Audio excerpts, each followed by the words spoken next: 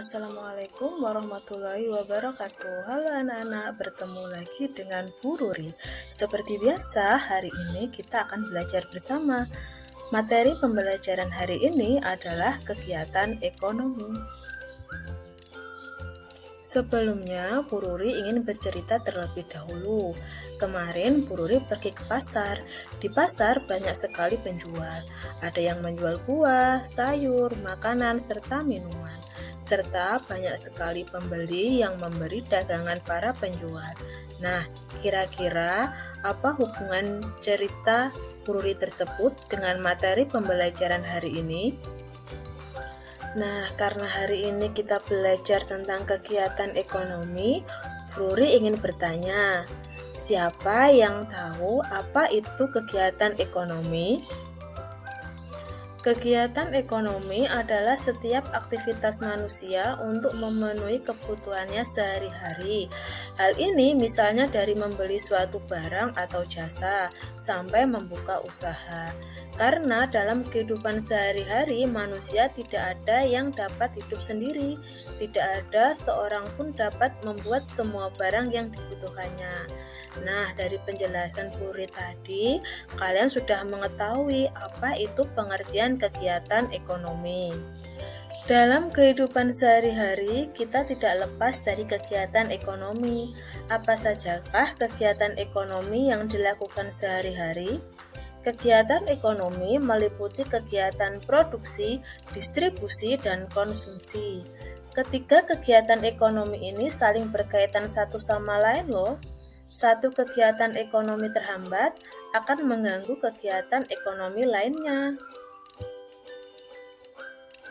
Kegiatan ekonomi meliputi produksi, distribusi, serta konsumsi.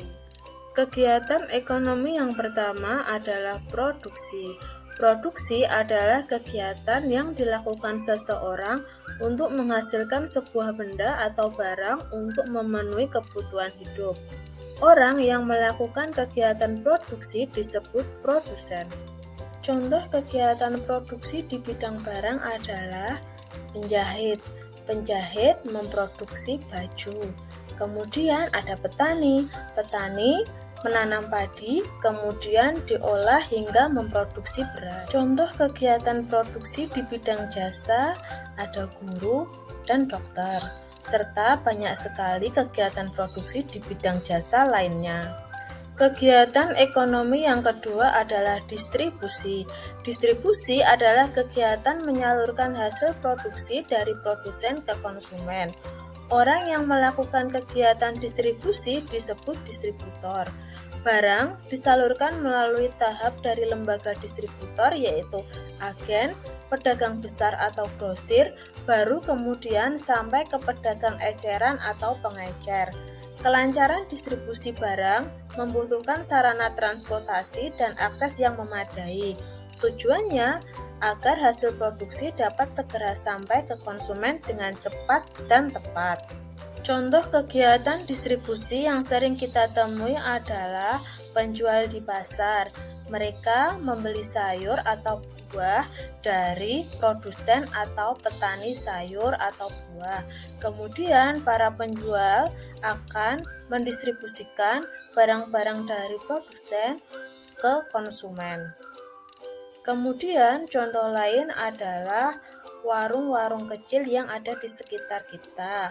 Warung tersebut juga termasuk contoh dalam kegiatan distribusi, karena warung-warung tersebut mengambil atau membeli barang-barang dari produsen, kemudian disalurkan ke konsumen.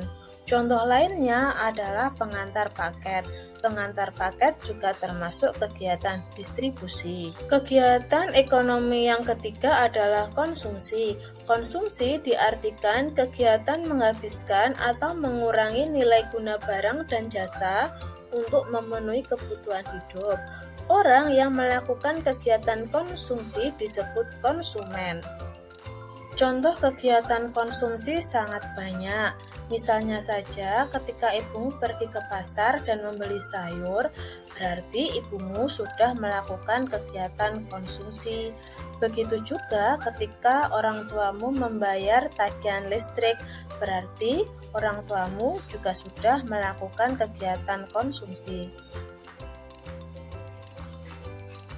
Kegiatan konsumsi yang sering kita temui adalah ketika kalian membeli makanan.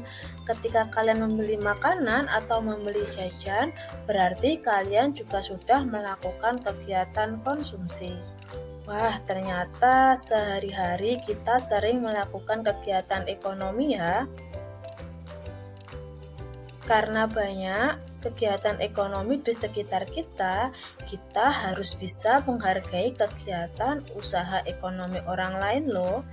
Ada beberapa cara yang bisa kita lakukan untuk menghargai kegiatan usaha ekonomi orang lain. Di antaranya, yang pertama, tidak menyepelekan setiap jenis pekerjaan yang dilakukan orang lain. Yang kedua, melakukan persaingan yang sehat dalam sebuah jenis usaha yang sama. Yang ketiga, tidak mengganggu usaha orang lain. Dan yang keempat, menyadari setiap peran seseorang dalam kegiatan ekonomi merupakan peran yang sama-sama penting.